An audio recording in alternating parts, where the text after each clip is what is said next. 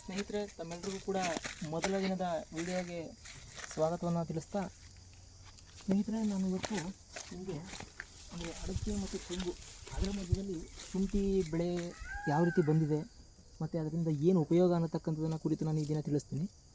ಸ್ನೇಹಿತರೆ, ನೀವು ನೋಡ್ಬೋದು ಈ ರೀತಿಯಾಗಿ, ಅಂದರೆ ನೀವು ನೋಡ್ಬೋದು ಈ ಅಡಿಕೆ ಗಿಡಕ್ಕೆ 3 ವರ್ಷ ಆಗಿದೆ. 3 ವರ್ಷ ಆದರೂ ಕೂಡ ಅದರ ಒಂದು ಪ್ರಬದ್ಧತೆ ಹೇಗಿದೆ ಅಂತ ಬೆಳವಣಿಗೆ ತುಂಬ ಉತ್ತಮವಾದಂತಹ ಬೆಳವಣಿಗೆಯನ್ನು ನೀವು ನೋಡ್ಬೋದು. ಏನಕ್ಕೆ ಅಂತ ಹೇಳಿದ್ರೆ, ಮುಖ್ಯವಾಗಿ ಈ ಒಂದು ಅಡಿಕೆ ಹಾಗೂ ತೆಂಗು ನೀವು ಗಮನಿಸ್ಬೋದು ಸ್ನೇಹಿತರೆ. ಕೆಲವು ತೆಂಗಿನ ಮರಗಳನ್ನು ನೀವು ಗಮನಿಸಿದ್ರೆ, ಈ ತೆಂಗಿನ ಮರಗಳಲ್ಲಿ ಮೊದಲಿಗೆ ಯಾವುದೇ ರೀತಿಯಾದಂತಹ ಫಲವತ್ತಾದಂತಹ ಒಂದು ಬೆಳೆ ಬರ್ತಿರಲಿಲ್ಲ. ಅಂದರೆ ಕಾಯಿಗಳಲ್ಲಿ ಉತ್ತಮವಾದಂತಹ ಒಂದು ಕಾಯಿಗಳಲ್ಲಿ ಹೆಚ್ಚು ಕಾಯಿಗಳು ಸಿಗ್ತಿರಲಿಲ್ಲ. ಆದರೆ ಈಗ ನೀವು ಗಮನಿಸ್ಬೋದು, ನಿಮಗೆ ಮುಂದೆ ತೋರಿಸ್ತೀನಿ ತೆಂಗಿನ ಗಿಡಗಳನ್ನು ನೋಡಿ. ಶುಂಠಿ ಬಹಳ ವಿಶೇಷವಾಗಿ ತುಂಬ ಚೆನ್ನಾಗಿ ಬಂದಿದೆ. ಶುಂಠಿ ಸ್ವಲ್ಪ ಕಾಯಿಲೆ ಬಂದಿದೆ, ಆದರೂ ಕೂಡ ತುಂಬ ವಿಶೇಷವಾಗಿದೆ. ಈ ಮಣ್ಣನ್ನು ತೆಗೆದು ನಾವು ತೆಂಗು ಹಾಗೂ ಅಡಿಕೆಯ ಭಾಗಗಳಲ್ಲಿ ಹಾಕೋದ್ರಿಂದ ಹೆಚ್ಚು ಉಳುಮೆ ಮಾಡೋಕ್ಕಾಗಲ್ಲ. ಇದರಿಂದ ನಾವು ಟ್ರ್ಯಾಕ್ಟರ್ನ ನಿಲ್ಲಿಸೋದ್ರಿಂದ ಏನಾಗುತ್ತೆ ಅಂತಂದರೆ, ಗೊತ್ತು ನಿಮಗೆಲ್ಲ, ಅಡಿಕೆ ಹಾಗೂ ತೆಂಗಿನ ಬೇರುಗಳೇನಾಗ್ತದೆ, ಹಾಳಾಗೋಗುತ್ತೆ. ಹಾಗಾಗಿ ಈ ಒಂದು ಒಂದು ಕಾಲುವೆಯನ್ನು ಮಾಡಿದ್ದೀವಿ, ಈ ಭಾಗದಿಂದ ಅದರ ಬುಡಕ್ಕೆ ಮಣ್ಣನ್ನು ನಾವು ಹಾಕಿದಾಗ ಅತ್ಯುತ್ತಮವಾದಂಥ ಒಂದು ಫಲವತ್ತಾದಂಥ ಒಂದು ಅಡಿಕೆ ಬರುವಂಥದ್ದನ್ನು ಕಾಣ್ತೀರಿ. ನೋಡ್ಬೋದು ನೀವು ನೋಡಿ, ಒಂದೊಂದು ಗಿಡವೂ ಕೂಡ ಒಂದೊಂದು ಥರ ಇದೆ. ಅಂದರೆ ಇದಕ್ಕೆ ಸರಿಯಾದಂಥ ನೀರಿನ ವ್ಯವಸ್ಥೆ ಇರಲಿಲ್ಲ, ಹಾಗೆ ಒಂದು ಗೊಬ್ಬರದಾದಂಥ ವ್ಯವಸ್ಥೆಗಳಿರಲಿಲ್ಲ. ಆದರೆ ನಾವು ರಾಸಾಯನಿಕ ಕಡಿಮೆ ಮಾಡಿ ಹೆಚ್ಚು ನೀವು ನೋಡ್ಬೋದು ನೋಡಿ, ಪ್ರಾಣಿಗಳು ಕೂಡ ಇಲ್ಲಿ ವಾಸ ಮಾಡುವಂಥದ್ದನ್ನು, ಒಂದು ಕಪ್ಪೆ ಕೀಟಗಳು, ಹಾಗೆಯೇ ಕಪ್ಪೆ, ಈ ರೀತಿಯಾದಂಥ ಒಂದು ಹಲವಾರು ರೀತಿಯಾದಂಥವು ವಾಸವನ್ನು ಮಾಡುವಂಥದ್ದು ನೋಡ್ಬೋದು. ನೀವು ನೋಡ್ಬೋದು ಸ್ನೇಹಿತರೆ, ಇದರ ಒಂದು ಬುಡವನ್ನು ಗಮನಿಸಿ, ಹೆಚ್ಚು ದಷ್ಟಪುಷ್ಟವಾಗಿ ಇದರ ಬುಡ ಬಂದಿದೆ. ಜೊತೆಗೆ ನಿಮಗೆ ನಾನು ಮುಂದೆ ತೋರಿಸ್ತಾ ಹೋಗ್ತೀನಿ.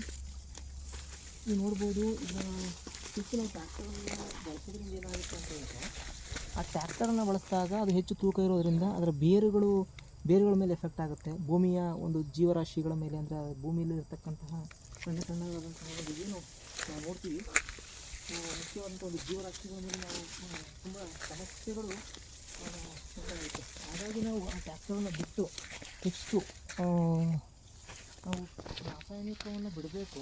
ಬಿಟ್ಟು ನಾವು ಹೆಚ್ಚು ಸಾವಯವದ ಕಡೆ ಬಂದರೆ ಭೂಮಿ ಹೆಚ್ಚು ಫಲವತ್ತಾಗಂತ ಹೇಳ್ಬೋದು.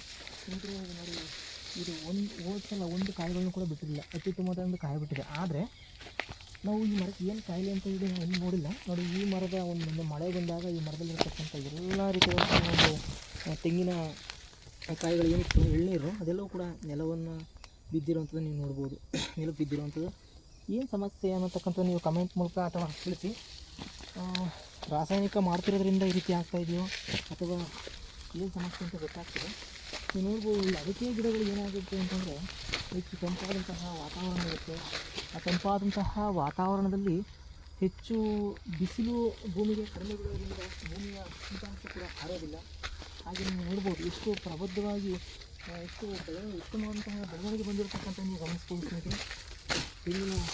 ನೋಡಿ, ಇನ್ನು 1 ಅಥವಾ 2 ವರ್ಷದಲ್ಲಿ ಈ ಅಡಿಕೆ ಗಿಡಗಳು ಫಲ ಬರುವಂಥದ್ದನ್ನು ಕೂಡ ನಾವು ಕಾಣ್ತೇವೆ. ಹೀಗೆ ವಿಶೇಷವಾದಂತಹ ಒಂದು ನಾವು ಕೃಷಿಯನ್ನು ಮಾಡಿದ್ರೆ ಉತ್ತಮವಾದಂಥ ಬೆಳವಣಿಗೆ ಆಗ್ತದೆ ಅಂತ ತಮ್ಮೆಲ್ಲರಿಗೂ ಕೂಡ ನಾನು ತಿಳಿಸ್ತಾ, ಉತ್ತಮವಾದಂಥ ಬೆಳವಣಿಗೆಯನ್ನು ಮಾಡಿ ಹೆಚ್ಚು ರಾಸಾಯನಿಕವನ್ನು ಬಿಡಿ. ನಾವು ಕೂಡ ರಾಸಾಯನಿಕವಾಗಿ ಮಾಡ್ತಾಯಿದ್ವಿ, ಈಗ ಅದನ್ನು ಬೇಡ ಅಂಥೇಳಿ ನಾವು ಸಾವಯವ ಹೆಚ್ಚು ಬಳಸಬೇಕು ಅಂತ ತೀರ್ಮಾನ ಮಾಡಿದ್ದೀವಿ. ತಮ್ಮೆಲ್ಲರೂ ಕೂಡ ಈ ವಿಡಿಯೋ ಮುಖಾಂತರ ನಾನು ವಂದನೆಗಳನ್ನು ತಿಳಿಸ್ತಾ, ಎಲ್ಲರೂ ಕೂಡ ಒಳ್ಳೆಯದಾಗಲಿ.